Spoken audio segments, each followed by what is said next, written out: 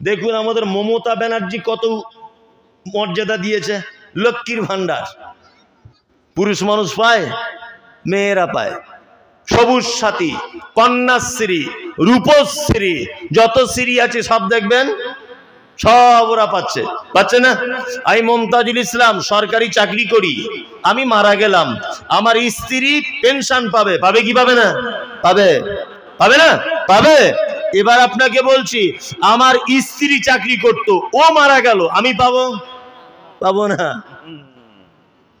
পাবো না, পাবো? পাবো না। নারীর মর্যাদা দেখুন কতটা। আমি মমতাজুল ইসলাম খুব বড় কাবিরা পাপ করে দিয়েছি, খুব বড় গোনা। বলুন তো আমার পাপ আমার বইয়ের আমলনামাতে তোলা হবে না? আমার স্ত্রী বিয়ে করে আমাকে স্ত্রী হিসাবে, স্বামী হিসাবে গ্রহণ করেছে, আমার স্ত্রী আমার অনুপস্থিতিতে বেহায়াপনা করেছে, আমি সেটা দেখতে পাচ্ছি আমার স্ত্রী পর্দা করে না, আমি দেখতে পাচ্ছি আমার স্ত্রী বেহায়াপনার সঙ্গে জড়িত। বলুন তো ওর পাপ ঘুরিয়ে আমার আমলনামাতে ঢোকাবে কি ঢোকাবে না? ঢোকাবে। তার মানে এই দিক দিয়ে ওর মর্যাদা অনেক কি বেশি, সব দিকে ওর মর্যাদা বেশি। কিন্তু আমার মায়েরা ব্যাপারটা বোঝে না। এত বলি মা একটু পর্দা করে চলো, একটু হেফাজত করে চলো। আরে মানুষ পাপ করলেও কিছু লাভের কারণে করে। একটা লোক ওজনে কম দেয়, বলুন তো ওজনে কম দেওয়া পাপ না নেকি? হ্যাঁ পাপ, তাই তো? পাপ হলেও কিন্তু ওতে লাভ আছে, সারাদিন পরে হয়তো 1 কেজি মাল বাড়বে, তবুও লাভ আছে। পাপ, সুদ, সুদ এটা মারাত্মক বড় পাপ, পাপ না? পাপ। আচ্ছা বলুন তো পাপ হচ্ছে বটে, কিন্তু দুনিয়াতে লাভ হচ্ছে কি হচ্ছে না? হচ্ছে, হচ্ছে। পৃথিবীতে একটা মাত্র প্রাণী আছে যারা বিনা স্বার্থে, পাপের কোনো শর্তই নেই, তার নাম নারী। দেখুন ও রাস্তা দিয়ে চলছে যখন, ওর পেট দেখা যাচ্ছে, মাথায় কাপড় নেই, তারপর বগল কাটা ব্লাউজ পরে ঘুরছে। আচ্ছা বলুন তো এতে ওর কোনো লাভ হয়? হয়? কোনো লাভ নেই। ফালতু ফালতু ও গুনাহ করছে, ফালতু, কোনো কাজ নাই, এমনিতে গুনাহ। কি বললাম বুঝলেন না? আবার ও কত বড়, মানে আরো বড় পাপ করে যে প্রত্যেক মেয়েরা দেখবেন তার বাপকে বেশি ভালোবাসে, বাসে না? সব থেকে বেশি ভালোবাসে মেয়েরা ছেলেদের থেকে, তাই না?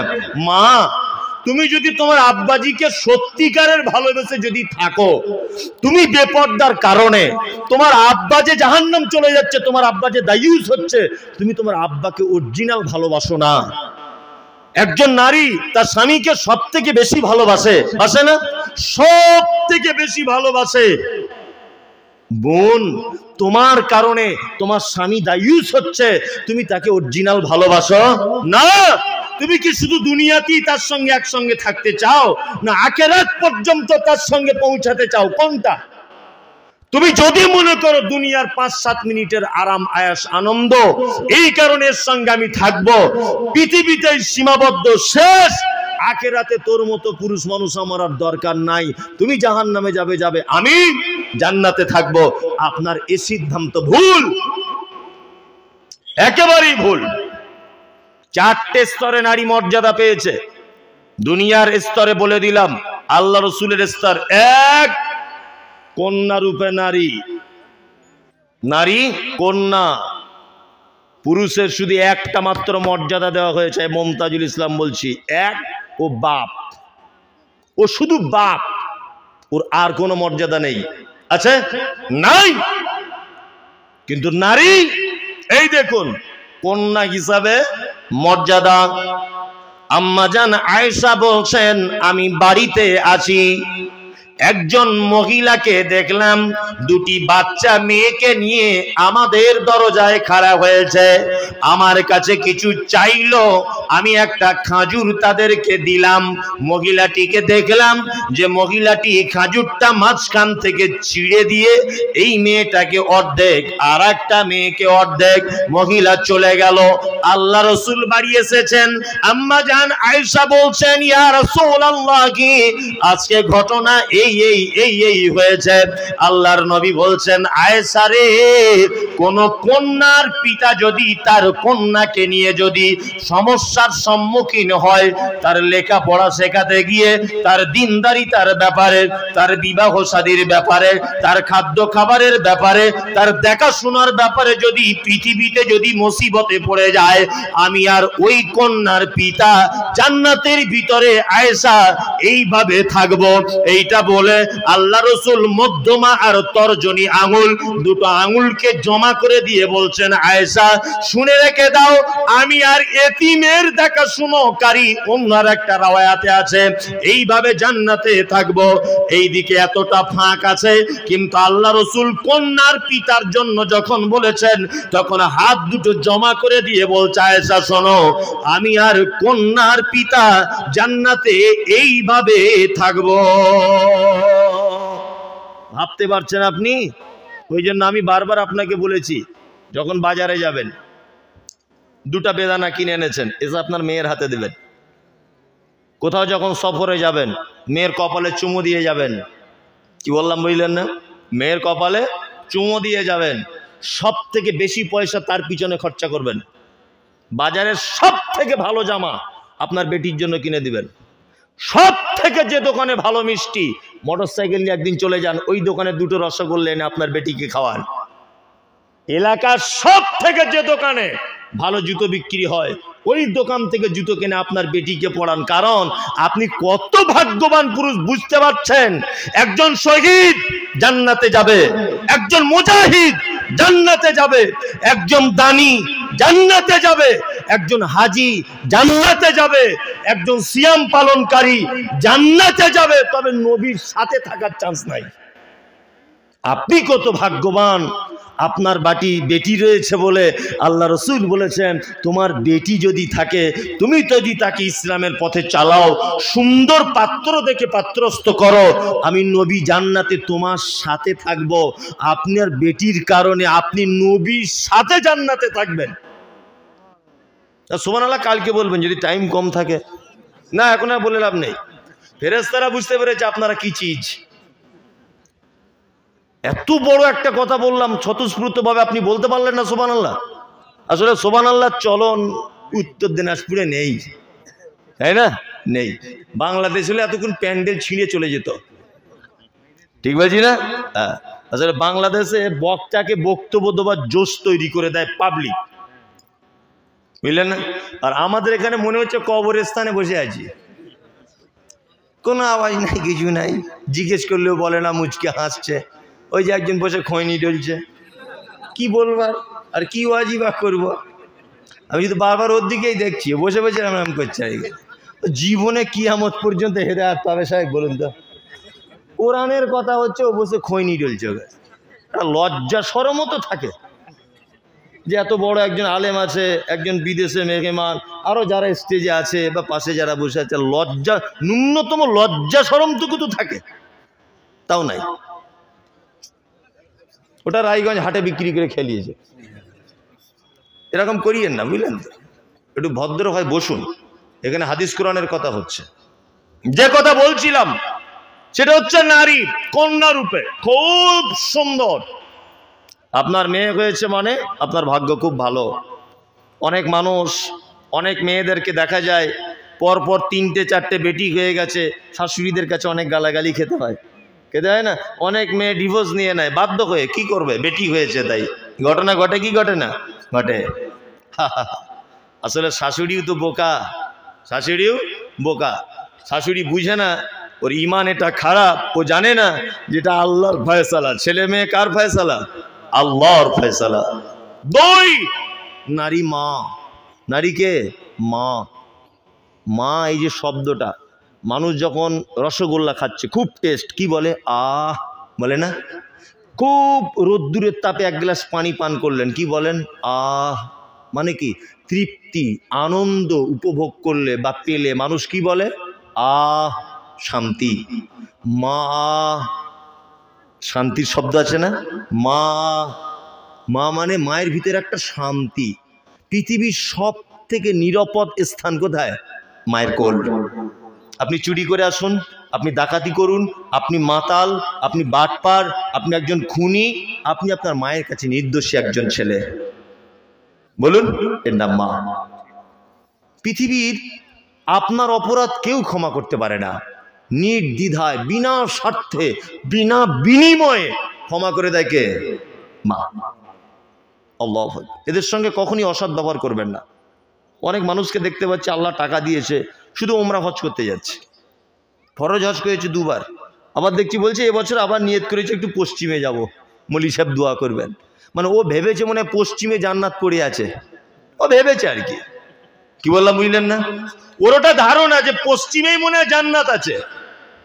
আমি মমতাজুল ইসলাম বলছি, শুনুন, বাড়িতেও আপনার জান্নাত হয়ে যাবে, আপনি আপনার আব্বা মায়ের সঙ্গে একটু ভালো ব্যবহার করুন। কি বললাম বুঝলেন? আব্বা মায়ের সঙ্গে ভালো ব্যবহার করুন। এখানে একটা প্রশ্ন অনেক জায়গায় করে, কি করে? বলছে কি ভালো ব্যবহার করবো, আমার বড় ভাইয়ের নামে 2 শতক জমি বেশি করে লিখে দিয়েছে। আচ্ছা বলুন, আমার বাপ যদি আমার অন্য ভাইয়ের নামে 1 বিঘে জমি বেশি করে লিখে দেয়, তা আমি আর কোনোদিন ওর সঙ্গে ভালো ব্যবহার করতে ইচ্ছা হবে? হবে? অনেক বাপের আছে না 2 চোখে বিচার করে, একটা বেটাকে একটু বেশি করে আর একটা বেটা একটু কম, এরকম বাপ আছে না নেই? তোমার বাপ যদি তোমাকে কিচ্ছু না দিয়ে সব তোমার বড় ভাইকে লিখে দেয়, তবুও কোরআন বলছে উফিউ ওয়ালা তানহারহুমা ওয়াকুল্লাহুমা কাওলান কারীমা। তারপরেও তুমি তোমার আব্বা মায়ের সঙ্গে এমন কথা বলে দিও না যে তোমার আব্বা মা তোমার কথাতে শব্দটুকু বলে দেয়। জমি টোটাল বঞ্চিত করে দিয়েছে, সংসারের 1 ফোঁটা আয় ইনকাম তোমাকে কিচ্ছু দেয় না, তারপরেও তুমি তোমার জায়গায় অটুট থাকবে, কারণ তোমার আব্বা যে বিচার করেছে এর জন্য কিয়ামতের দিনে সে সাজা ভোগ করবে। তুমি কেন তাদের সঙ্গে অসৎ ব্যবহার করে, তুমি কেন আল্লাহর দরবারে খারাপ হতে গেলে? ওই জন্য আপনাকে বলছি, পিতামাতা খুব ইম্পর্টেন্ট, খুব। কত ইম্পর্টেন্ট দেখবেন। একজন লোক এসেছে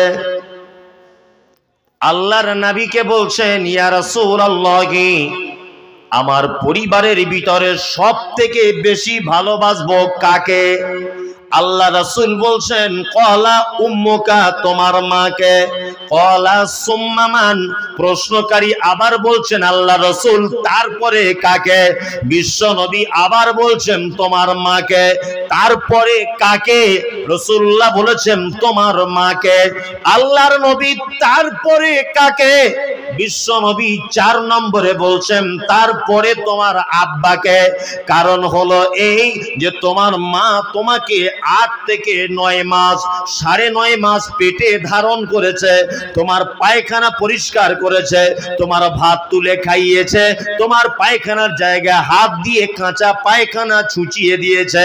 শুধু এই নয়, তুমি টক খেতে ভালোবাসো, তোমার জন্য টক রান্না খাইয়েছে, তুমি মিষ্টি পছন্দ করো, না খেয়ে তোমার জন্য রেখে দিয়েছে, 30 মাস তোমার বুকের দুধ পান করিয়েছে। এই জন্য রাসূলুল্লাহ বলেছেন, প্রথম নম্বরে তোমার মা, দ্বিতীয় নম্বরে তোমার মা, তৃতীয় নম্বরে তোমার মা, 4 নম্বরে হলো তোমার আব্বা।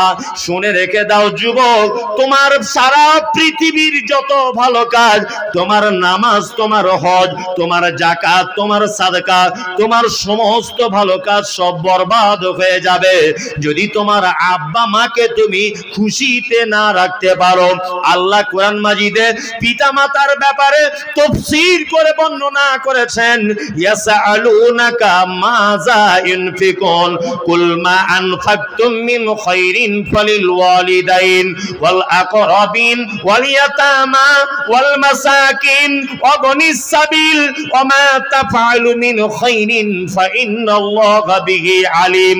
আল্লাহর নবীকে জিজ্ঞাসা করা হচ্ছে, ও দয়ার নবী গো, সারা পৃথিবীতে আমরা যত জায়গায় দান করি, যত অর্থ আমরা অপচয় করি, যত ভালো কাজ মনে করে ক্ষয় করে দিই, আল্লাহর নবী আপনি তাড়াতাড়ি করে বলুন উত্তম দান কোনটা, উত্তম খরচা করার জায়গা কোনটা? আল্লাহ আবার কোরআন দিয়ে দিয়ে বলছেন কুল, নবী আপনি বলুন, মা আনফাকতুম মিন খায়রিন ফালিল ওয়ালিদাইন।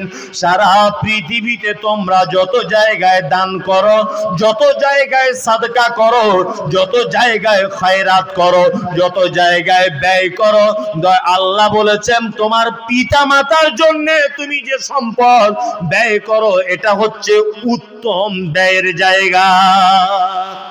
মসজিদে দান করলেন 100 টাকা, নাকি 100 টাকা হবে ধরে নেন, বোঝানোর জন্য বলছি।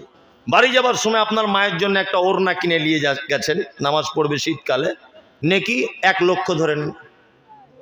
বেশি কি বললাম বুঝলেন না? আরো বেশি।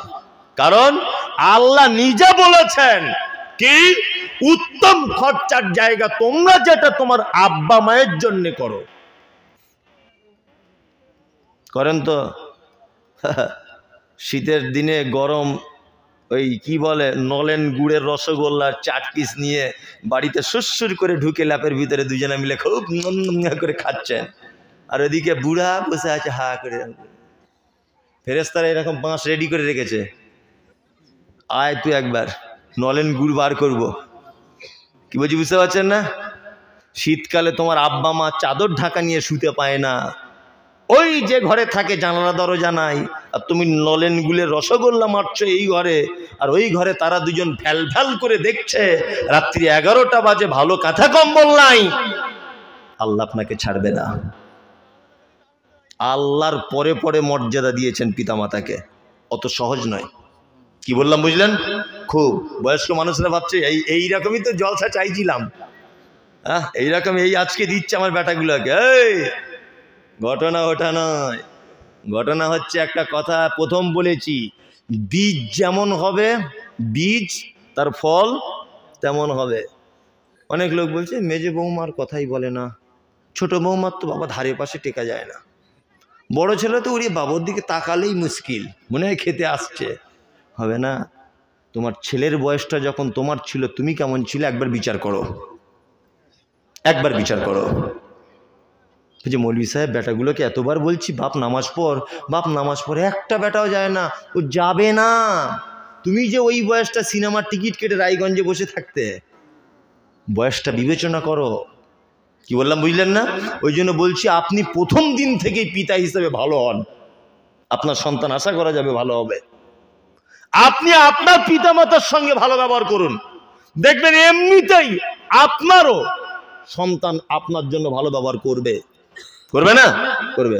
আমি কয়েকটা সিস্টেম বলি বারবার, অনেক জায়গায়